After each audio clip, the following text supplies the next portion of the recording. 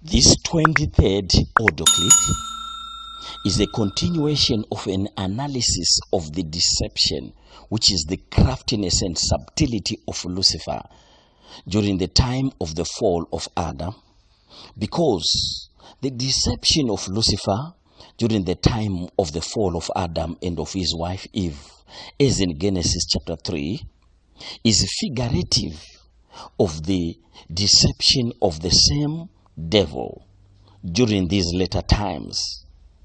For the fall of Adam is indeed a simile, which is a metaphor, meaning an allegory of the fall of many people during the later times. For the book of 2 Thessalonians chapter 2, verse 3, which I read for you in the previous audio clip, says that there shall be a great falling away first before the second coming of our Lord Jesus Christ.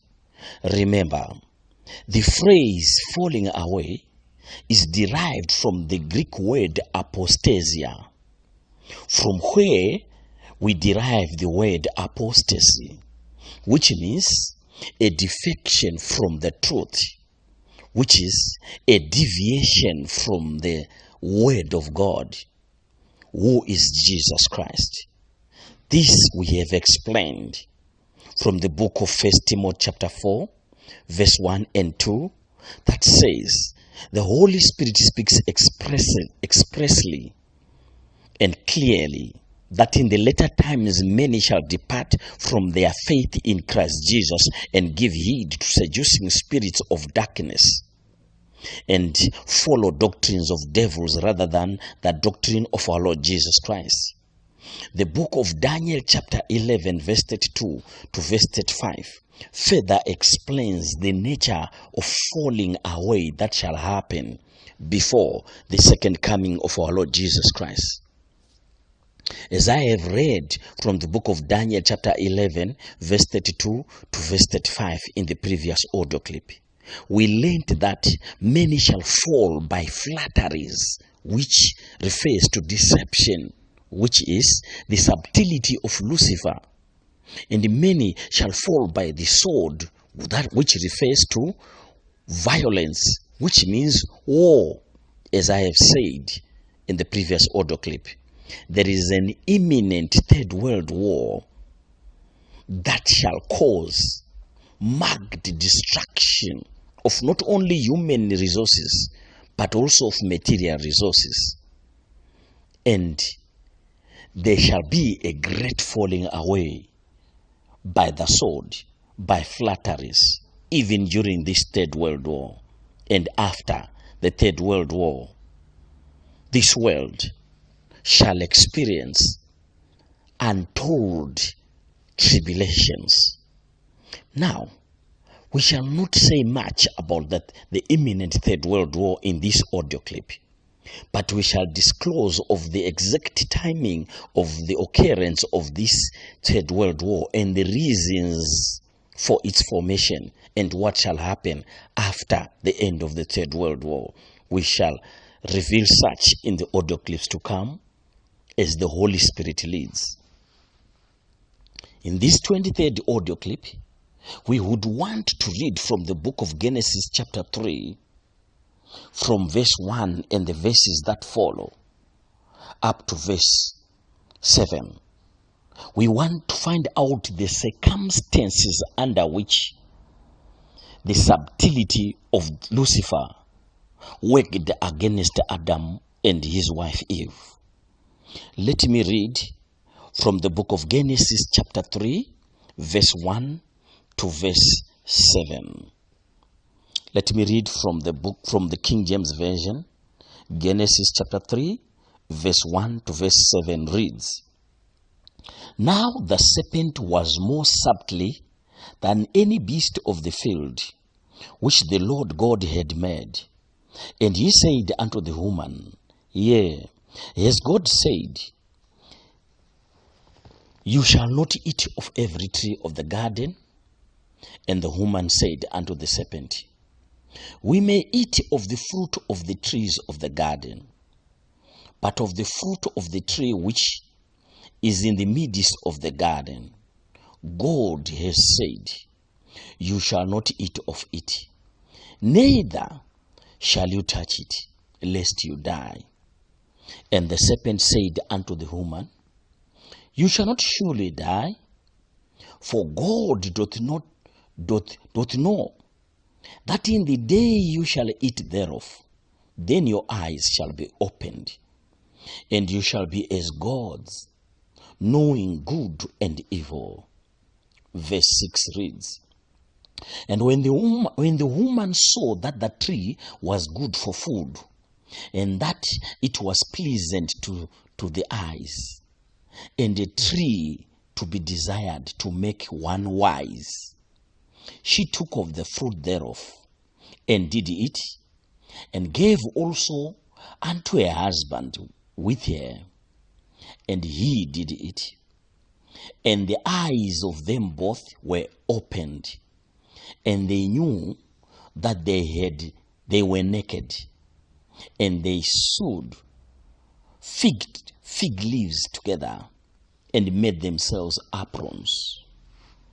Now, let us look into the nature of the deception of Lucifer, beginning from verse 1. Verse 1 says, now the serpent was more subtle than any beast of the field which the Lord God had made. Now let's look at the exposure of the subtlety of Lucifer from verse 1. Verse 1 says, and this serpent said unto the woman, yea, has God said, you shall not eat of every tree of the garden? Did you hear the question posed by this serpent, the devil? He said, has God said, you shall not eat of every tree of the garden? Wait there. Before I read about the response of the woman, let me tell you what the Lord God Jehovah is saying. When God commanded Adam to do all the things which he commanded him to do, as in Genesis chapter 2, which we explained in the previous audio clips, he did not command Eve. God spoke unto Adam, and he gave Adam the responsibility to speak unto Eve of the things which he had taught him. And Adam did tell his wife everything which the Lord had commanded him to do, says the Lord God Jehovah. This is from our Lord Jesus Christ and from the Holy Spirit. I am not speaking suggestively. I am telling you what the Lord God Jehovah is saying.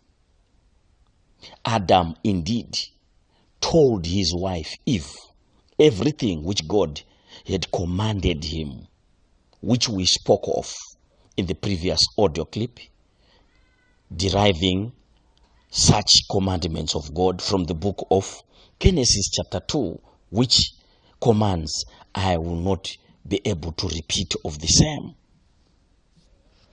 since we are enlightened in that regard. Now look at the nature of the question. The devil was saying to Eve, did God even say that you shall not eat of the tree of the garden?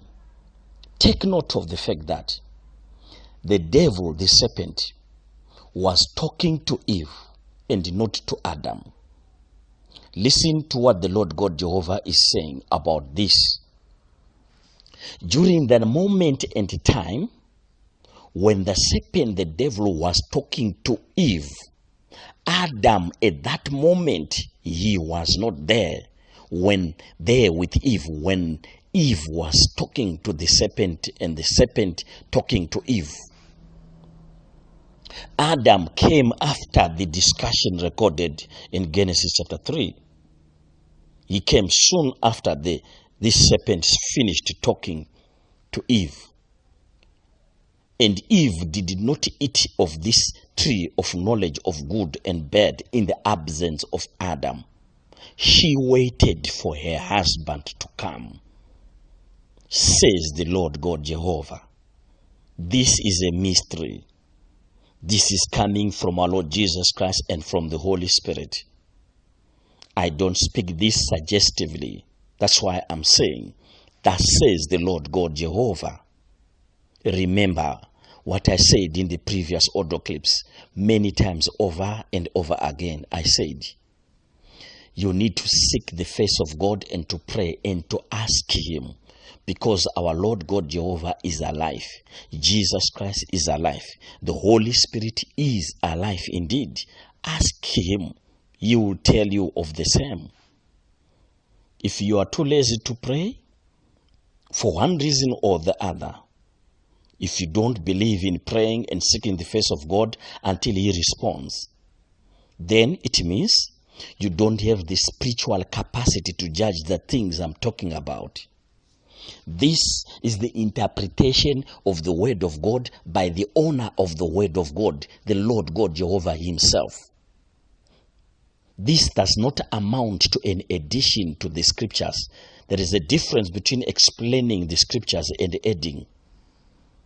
If the Lord Jesus Christ is explaining Himself, there is nothing wrong in that.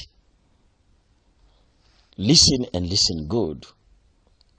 The Holy Spirit reveals mysteries to people depending on their willingness to learn of Him.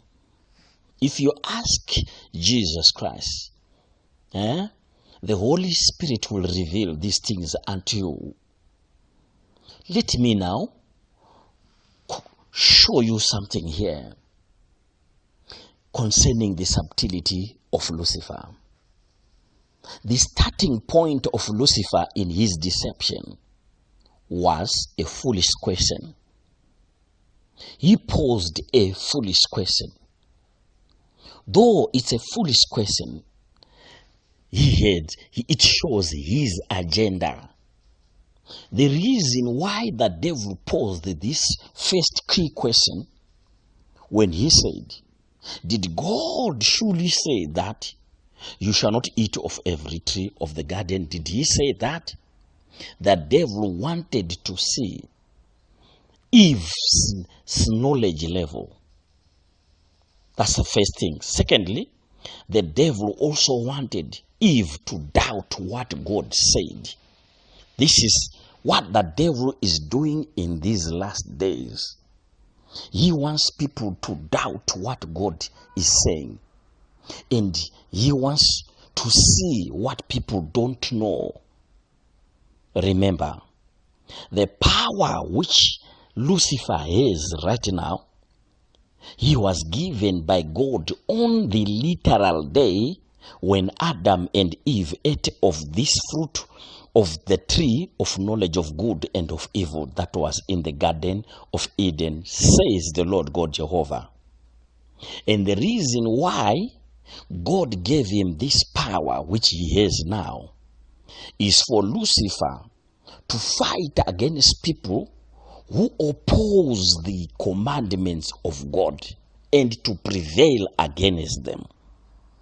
But this power which Lucifer has does not prevail against children of God, as is documented even in the book of Luke chapter 10 verse 19, which I read for you in the previous audio clip, where Jesus Christ said unto his disciples, behold, I give you power to tread upon serpents and scorpions, for there is no power of the enemy whatsoever that shall hate you or prevail against you.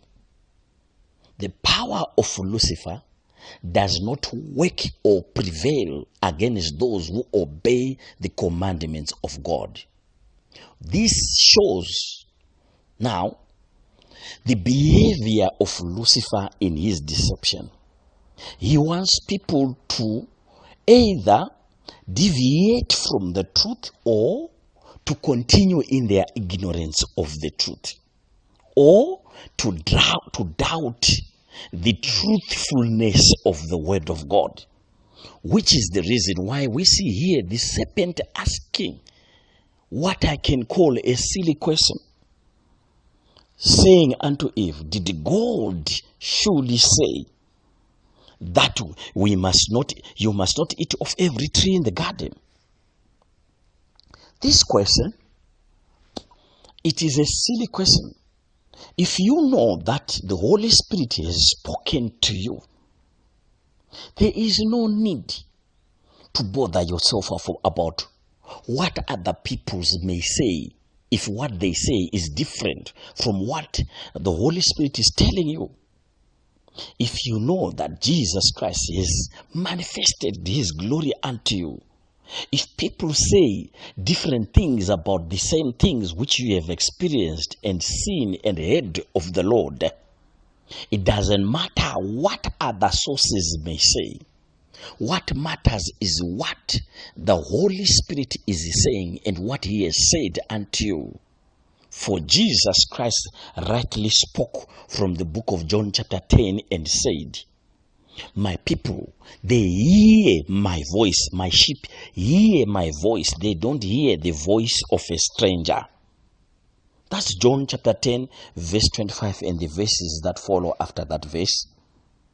Having said this, what then are we supposed to do if we encounter foolish questions like these questions posed by the devil? We need to know immediately how we must handle or deal with the subtlety of Lucifer, so that Lucifer will not score victories in our lives. The example of the fall of Adam is given unto all to profit, so we may not fall under the same deception of Lucifer. So what then shall we say about the fall of Adam, looking at the foolish questions posed by Lucifer? Let's learn from the book of Titus chapter 1, verse 10. Titus chapter 1 verse 10 says, for there are many unruly and vain talkers and deceivers, especially they of the circumcision, whose mouths must be stopped, who subvert whole houses, teaching things which they ought not, for filthy lucre. Now, to say filthy, there is a Greek word, iskros or iskros. It means shameful, disgraceful, base, despised. To say lucre, it is derived from the Greek word kedos, which means gain. It means selfish or shameful gains. Filthy lucre, it means shameful gains, which are disgraceful gains. There are people who speak things because of perceived shameful benefits. When they speak because of perceived benefits. It's like Lucifer. He spoke unto Eve because of perceived shameful benefits. When people talk in a senseless manner, either you stop them or you separate yourself from them. That is what Eve was supposed to do. It is just as simple as all that. Verse 16 of the same book of Titus chapter 1 says, they profess that they know God, but in works they deny him, being abominable and disobedient, and unto every good work they are reprobate. Now, when people reject the truth and deny the truth, they degenerate to a state of being reprobate. Now, a reprobate person, to say reprobate, there is a Greek word for reprobate, which is adokimos, which means unacceptable, worthless, rejected. Now, to say that they reject the truth, denying Christ, doing things that are abominations against God, disobedient, doing things as a result of being reprobate, it means they are rejected and unacceptable. Now, that devil's suggestions and questions are not only a portrayal of being reprobate, but he has his negative ulterior motive. Let's learn of the same and reject him at the earliest presentation of his subtlety. Amen.